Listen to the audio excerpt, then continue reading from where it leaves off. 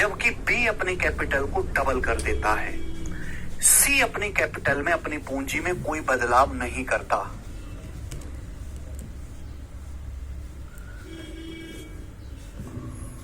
रुक जाओ।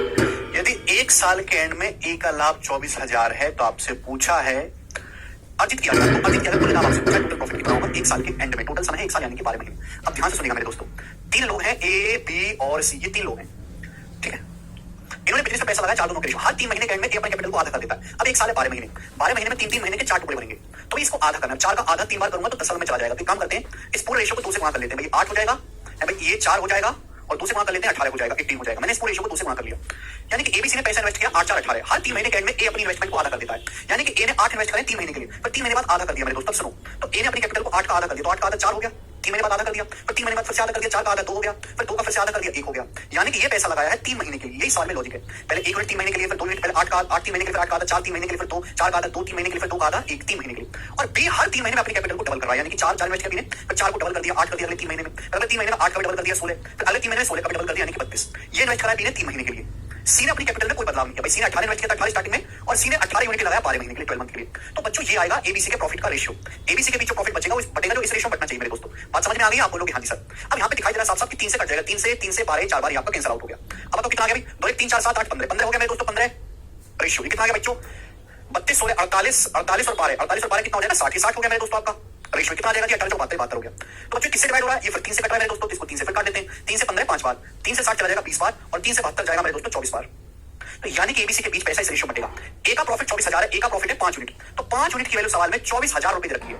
आपसे पूछा टोटल प्रॉफिट, कितने लोगों ने सवाल कर लिया था खुद से, बहुत अच्छा सवाल है। टोटल प्रॉफिट हुआ है 20 और 5 25 और 24 49 49 यूनिट की वैल्यू आपसे पूछी है। 49 मतलब 7 का मल्टीपल आएगा, ठीक है ना। 5 के 24 आ रहे तो एक की वैल्यू 4800 आ गई मेरे दोस्तों, 4800। 49 की वैल्यू आई मल्टीप्लाई 49, तो एंड में 2 जीरो आएगा, 2 जीरो के बाद आएगा 9 72 2 जीरो के बाद 2 आएगा, तो आंसर होना चाहिए फर्स्ट ऑप्शन 235200। इस सवाल का आंसर है, ये बहुत अच्छा सवाल है, जबरदस्त। तो देखो करना क्या है, इस पूरे रेशो को 2 से मल्टीप्लाई करोगे 8 बन जाएगा, तो 8 का 3 बार आधा करना आसान है, 4 का आधा करोगे तो 10 साल में जाएगा है भाई। तो मैंने वो कर लिया, मेरी जो है कैलकुलेशन कम रही। अभी सीपीओ के पेपर का सवाल था, सीपीओ का ये वाला करके बताएंगे मेरे प्यारे। सवाल नंबर है 30 नंबर, बताओ जल्दी से करो, जल्दी से बताएंगे। लखन जी कह रहे सर रेशियो कब कराओगे, बेटा रेशियो तो लखन कब करवा दिया मैंने, वो करवा दिया दिवाकर पंडित, हमने दिवाकर पंडित, समझ आ गया ना, डाल दिया वीडियो। एबीसी ने 1,40,000 और 2 लाख रुपए से बिजनेस शुरू किया। 3 महीने के बाद सी ने बिजनेस छोड़ दिया।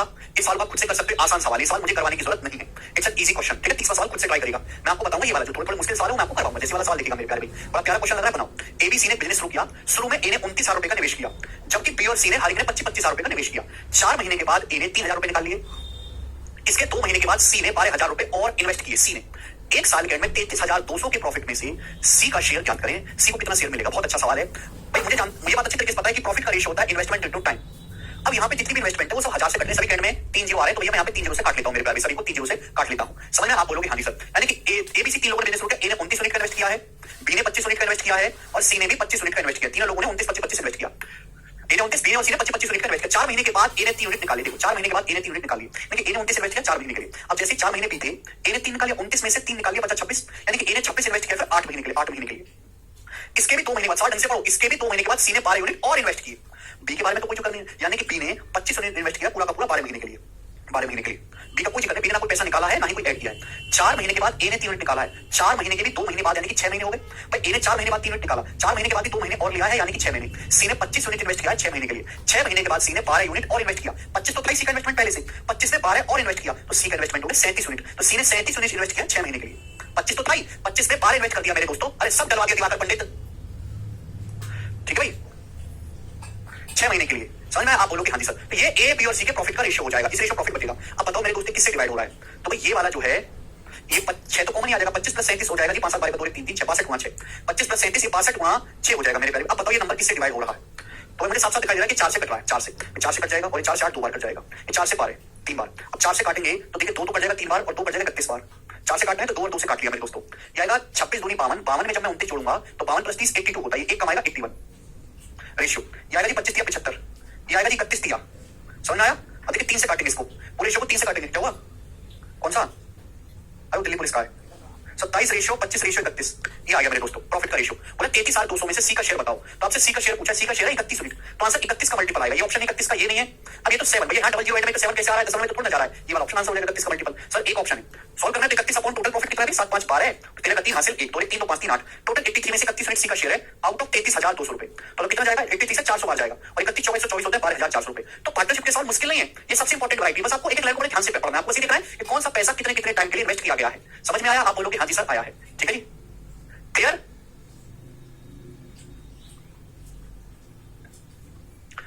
जी अगला सवाल देखेंगे मेरे दोस्तों, सवाल नंबर आपके सामने 32 बनाएंगे। सवाल नंबर 32 बहुत ही बेहतरीन है और बहुत ही भयानक सवाल है, ठीक है ना, प्री के पेपर का पूछा हुआ क्वेश्चन है। अब यहां से जो सवाल है ये नॉर्मल पैटर्न के तो सवाल खत्म हो गया, यहां से बिजनेस लैंग्वेज के क्वेश्चन है, जल्दी समझ जवाब देंगे, सवाल का उत्तर क्या आएगा।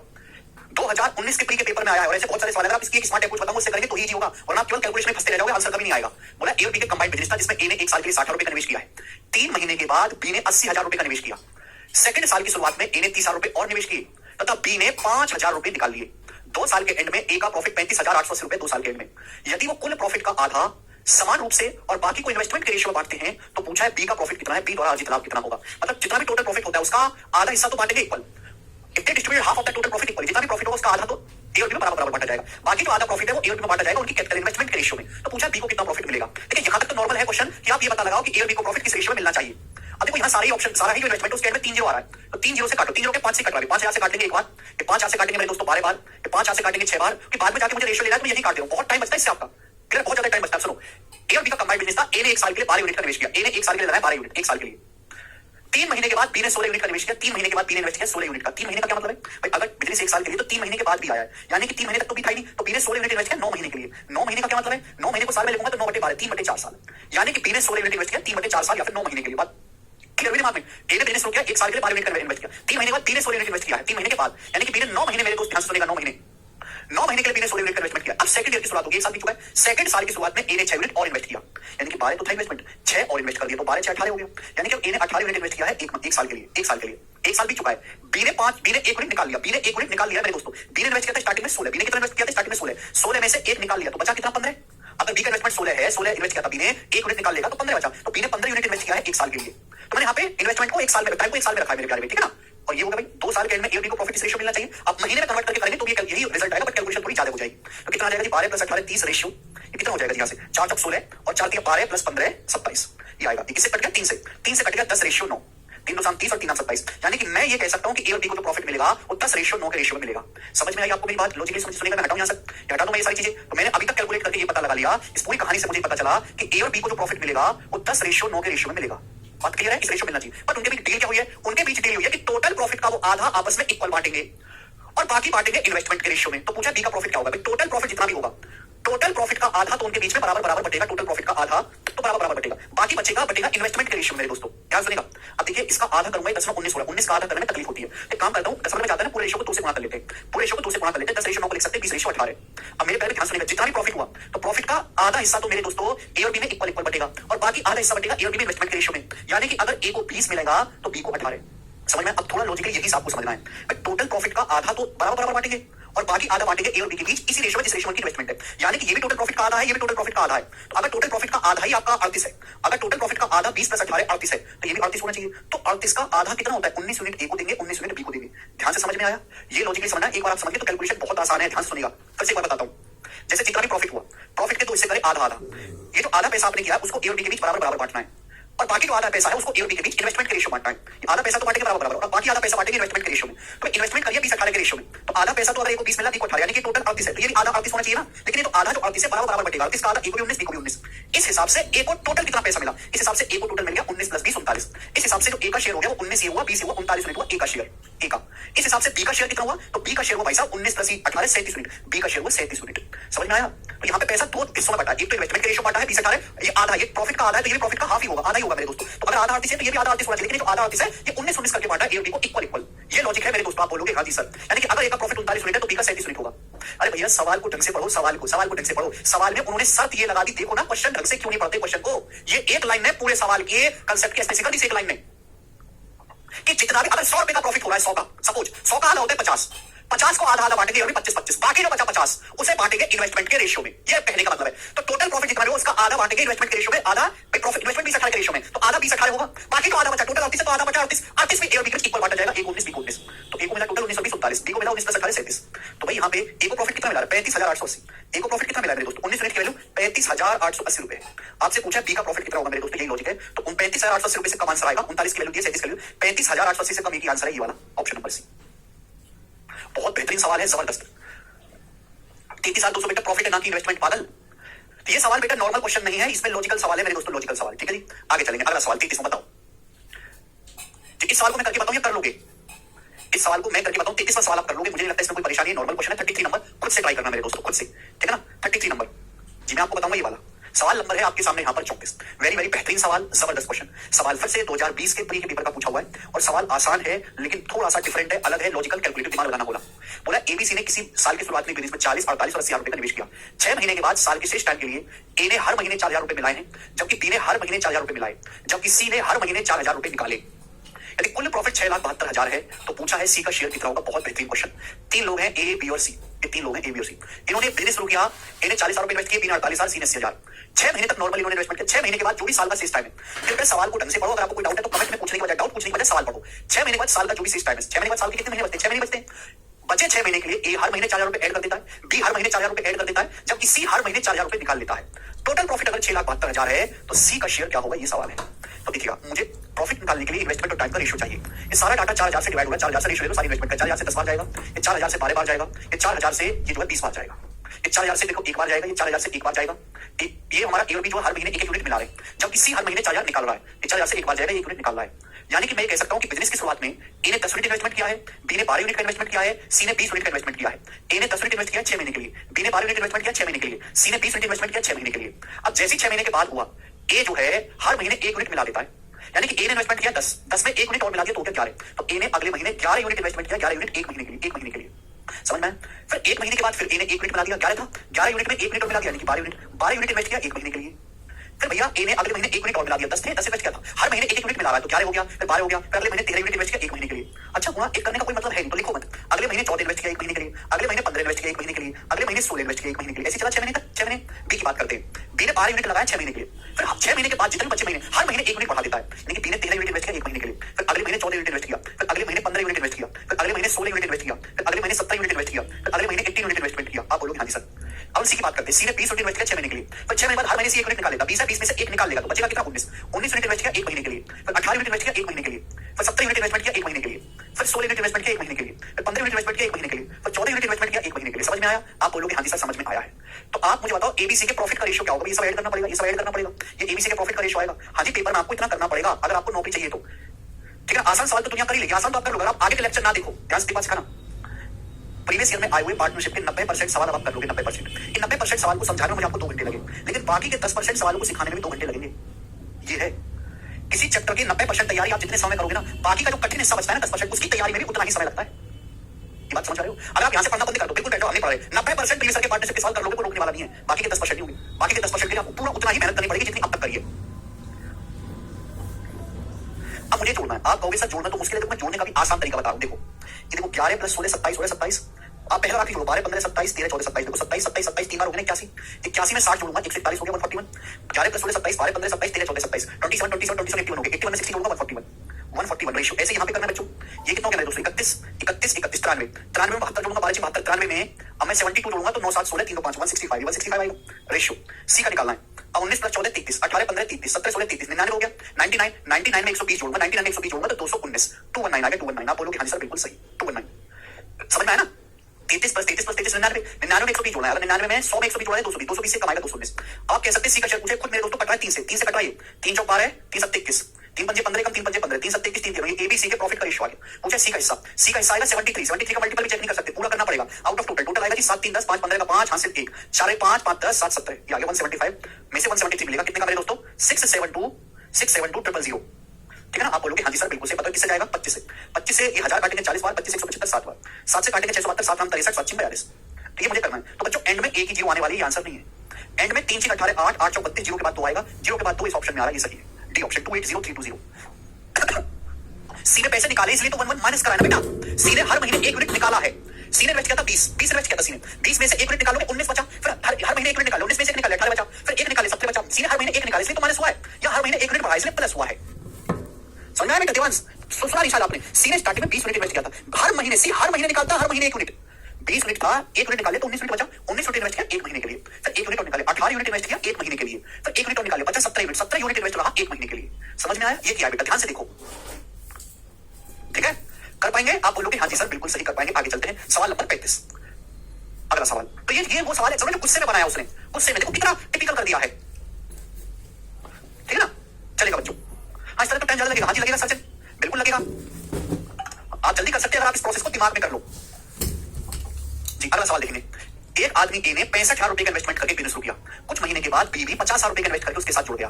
बी के शामिल होने के 3 महीने के बाद सी भी 55,000 रुपए के इन्वेस्टमेंट के साथ दोनों के साथ शामिल हो गए। सी भी 1 साल के एंड में ए को अपने शेयर में लाभ का 50% मिला। 1 साल के एंड में ए को कितना शेयर मिला मेरे दोस्तों? 50% पूरे प्रॉफिट का। तो ए ने कितने महीने के बिजनेस एलोन चलाया है? ए ने कितने महीने के लिए जो है बिजनेस अकेले फाइनेंस किया है? बहुत अच्छा सवाल है, कौन करेगा मेरे प्यारे बताओ। सवाल ऐसा है कि सारी इन्वेस्टमेंट को पहला 5,000 से काट सकते हैं, 5,000 से कट जाएगा 13 बार, ये 5,000 से कट जाएगा 10 बार, ये 5,000 से कट जाएगा 11 बार। इन्वेस्टमेंट है, बोला है ए ने एक बिजनेस शुरू किया है मेरे दोस्तों, ए ने शुरू किया अकेले बिजनेस, कुछ महीने के बाद बी आया है, और उसके भी बी के शामिल होने के 3 महीने के बाद सी आया है। बी के शामिल होने के भी 3 महीने के बाद सी आया है। सी 1 साल के एंड में ए को 50% प्रॉफिट मिला है, ए को 50%। तो पूछा है ए अकेले कितने महीने के लिए बिजनेस चलाया है ए ने? तो मेरे प्यारे भाई ध्यान से सुनिएगा मेरे दोस्तों, for how many months did he alone finance the business? देखो इस सवाल में टाइम का पूजी करनी है तो टाइम लेके चलेंगे 1 साल, 1 साल यानी कि 12 महीने। तो भाई ए ने बिजनेस शुरू किया, ए ने बिजनेस में लगाया 13 यूनिट, कितने महीने के लिए लगाया? 12 महीने के लिए, 12 मंथ के लिए। कि ए शुरू से लेकर आखिर तक है, ए शुरू से लेकर आखिर तक है मेरे दोस्तों, ध्यान से सुनिएगा, ए जो है शुरू से लेकर आखिर तक है, यहां तक किसी को कोई परेशानी नहीं। कुछ महीने के बाद बी आया है और बी ने इन्वेस्ट किया 10 यूनिट, कुछ महीने के बाद आया है बी, तो बी ने 10 यूनिट इन्वेस्ट किया है।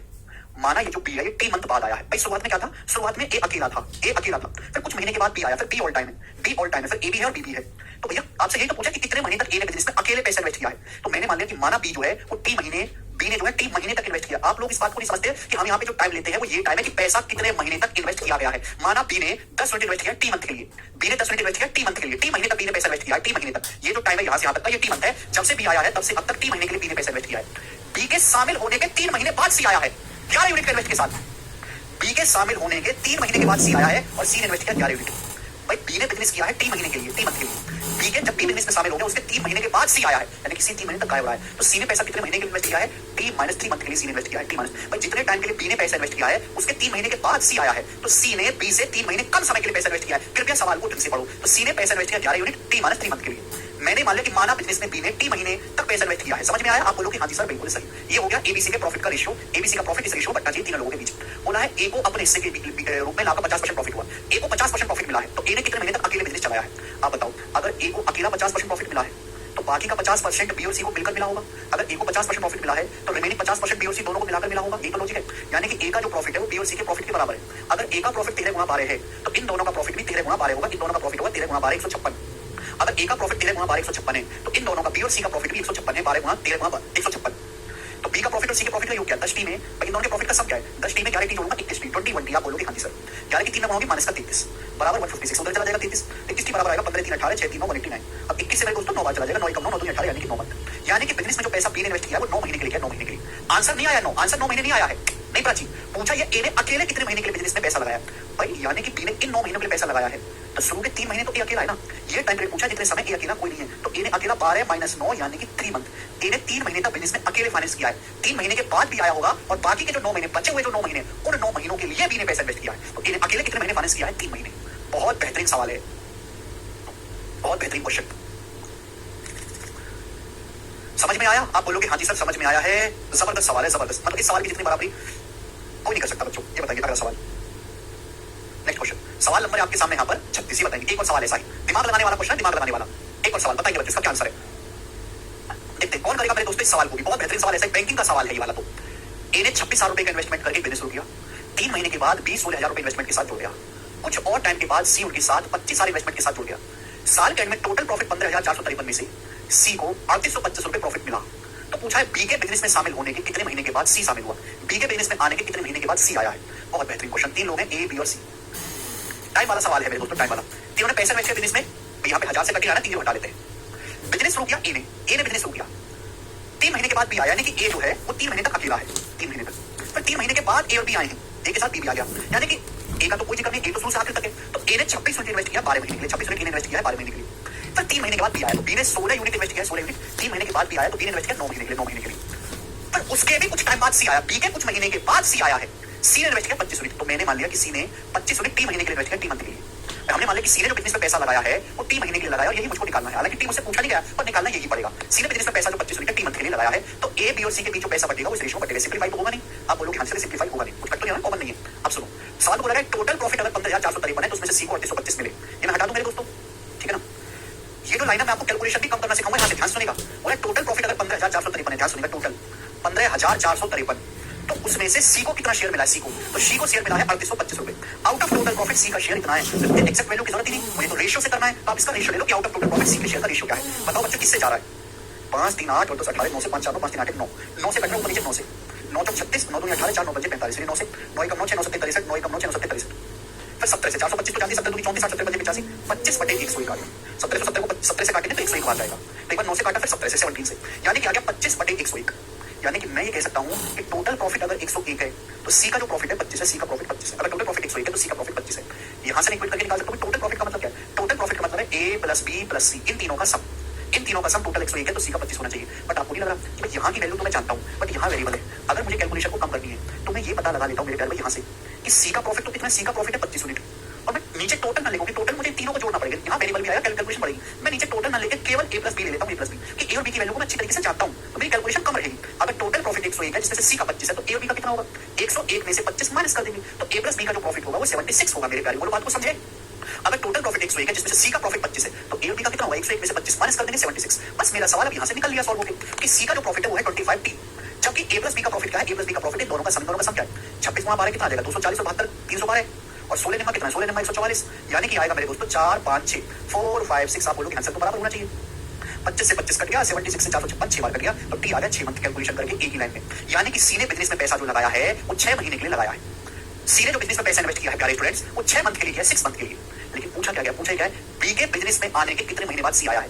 सी ने जो पैसा इन्वेस्ट किया है बिजनेस में वो केवल 6 महीने के बाद लिए किया है, सी ने 6 महीने के लिए। ए बिजनेस रुक गया, ए ने 3 महीने के बाद बी आया तो बी रहा है 9 महीने के लिए।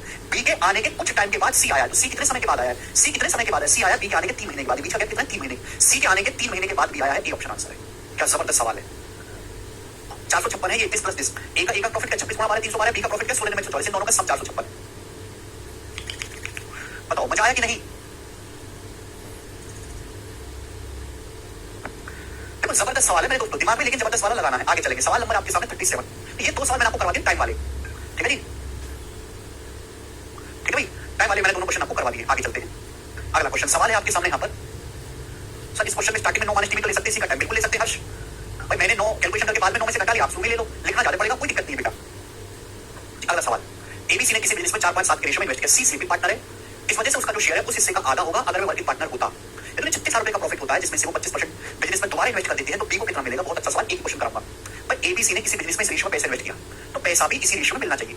अगर एबीसी ने किसी बिजनेस में पैसा 4 5 7 मंथ के लिए इन्वेस्ट किया है तो प्रॉफिट भी इसी रेशियो में मिलना चाहिए। लेकिन सी है स्लीपिंग पार्टनर, सी पैसा देके बोल गया कि मैंने कुछ दिया भी है, इसलिए उसका जो शेयर है उस शेयर का आधा है जो उसको वर्किंग पार्टनर होते हुए मिलता। वर्किंग पार्टनर होता तो सी को शेयर मिलता 7, लेकिन सी तो वर्किंग पार्टनर नहीं है तो उसे 7 का आधा ही दे रहे हैं 7/2। स्लीपिंग पार्टनर होने की वजह से सी को प्रॉफिट 7 ना देके 7/2 दिया जाता है। यानी कि एबीसी के जो बीच पैसा बटेगा वो 2 से मल्टीप्लाई कर दो 8 10 7 एबीसी के बीच पैसा बटेगा मेरे दोस्तों इस रेशियो में। समझ आया। टोटल प्रॉफिट हुआ 36,000 का, टोटल प्रॉफिट इसे 36,000 का हुआ एक साल में।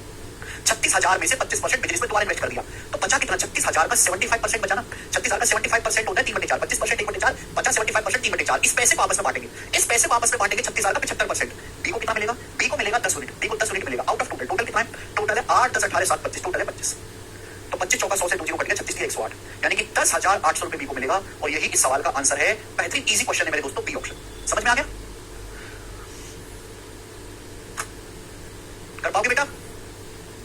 ये समझ में आ गया। स्लीपिंग पार्टनर वाला क्वेश्चन ऐसा आएगा, हो सकता है कि आप यहाँ पे स्लीपिंग पार्टनर को आधा ना देके 70% दे, 40% केवल लैंग्वेज बदली जाएगी, ठीक है ना। लेकिन सवाल आएगा तो इसी कंसेप्ट में सॉल्व होगा। तो मेरा मकसद ये है कि हर एक लैंग्वेज से आप ऊपर उठे। वो 7/2 सवाल भी दिया है, सवाल में ये बोला गया साफ साफ, प्लीज अगर आपको डाउट है तो कमेंट में बकने की बजाय क्वेश्चन को ढंग से पढ़ लो।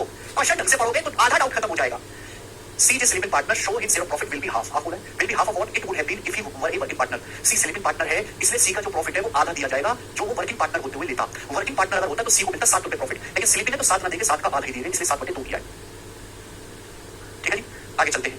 नेक्स्ट सवाल आपके सामने अगली लैंग्वेज, सवाल नंबर 38 करो बच्चों, 38 बनाएंगे।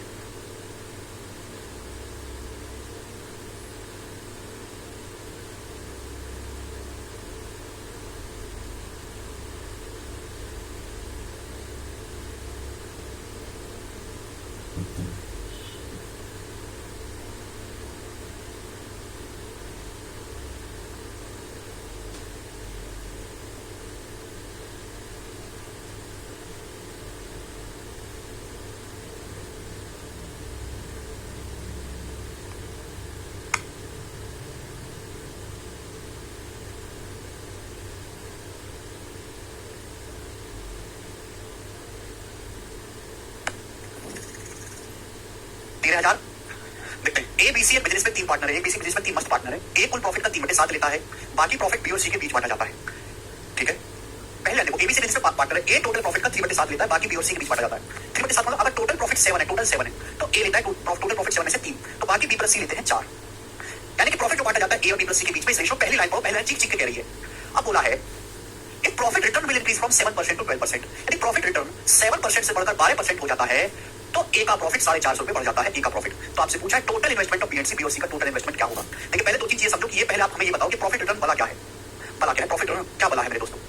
प्रॉफिट रिटर्न का मतलब है कि आपको अपने किए गए इन्वेस्टमेंट पर कितना लाभ हुआ। सपोज आपने एक बिजनेस में 40,000 रुपए का इन्वेस्टमेंट किया, 40,000 का, सपोज एग्जांपल ले लो, 40,000 रुपए का इन्वेस्टमेंट किया और 40,000 में से आपको प्रॉफिट हुआ है एक साल में 12,000 का। 12,000 का आपने सपोज एक बिजनेस में 40,000 रुपए का इन्वेस्टमेंट किया, 40,000 रुपए का इन्वेस्टमेंट लगा के आपको 12,000 का प्रॉफिट हो, यानी कि आपने कमाया कितना 52,000। 40,000 रुपए बिजनेस में सपोज आपने समोसे का ठेला लगाया, समोसे का ठेला खोलने में 40,000 लगे और आपने एक महीने में 52,000 रुपए कमा लिया, यानी कि आपने 12,000 रुपए एक्स्ट्रा कमाए, 12,000 प्रॉफिट है। इसी को परसेंटेज में अगर मैं कन्वर्ट करूंगा कि परसेंटेज जो वैल्यू आएगी मेरे दोस्तों आएगी 30%, तो आपको प्रॉफिट रिटर्न जो मिला, इसी को बोलते हैं इन्वेस्टमेंट पर होने वाला प्रॉफिट, प्रॉफिट रिटर्न कहलाता है। 30% का प्रॉफिट रिटर्न आपको मिला, यानी कि ये जो प्रॉफिट है ये इन्वेस्टमेंट पर होता है। तो भाई एक बिजनेस में एबीसी को प्रॉफिट इस रेशो बांटा जाता है, तो एबी ए और बी प्लस सी के इन्वेस्टमेंट का रेशो भी यही होगा। अगर ए को 3 प्रॉफिट मिलता है, बी प्लस सी को 4 मिलता है, तो इनके इन्वेस्टमेंट का रेशो यही रहा होगा। अगर प्रॉफिट का return percentage, profit return increases from 7% to 12%, then profit of a increases by 450 रुपए। आपको बिजनेस में पहले 7% का प्रॉफिट रिटर्न मिला था, 7% का।